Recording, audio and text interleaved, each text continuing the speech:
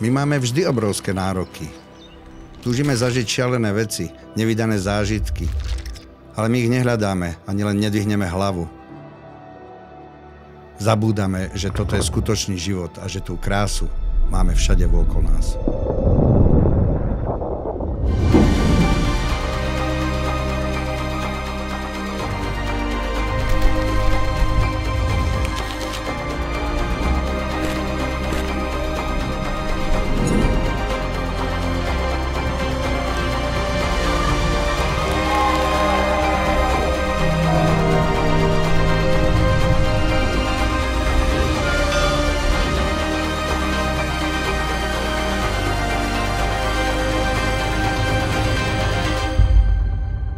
Pamätáš sa na ten pocit, keď si bol prvýkrát v lese?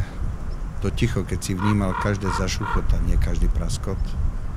Ten pokoj v horách, kde sa tvoj hlas rozlieva do celej doliny.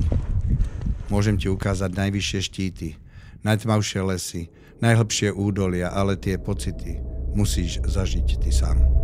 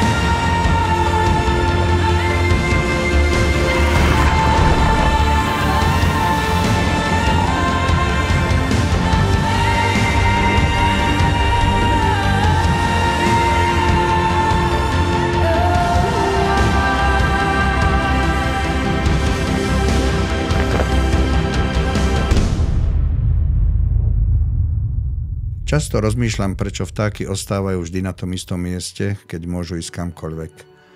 Ale potom som sa opýtal túto otázku sám seba.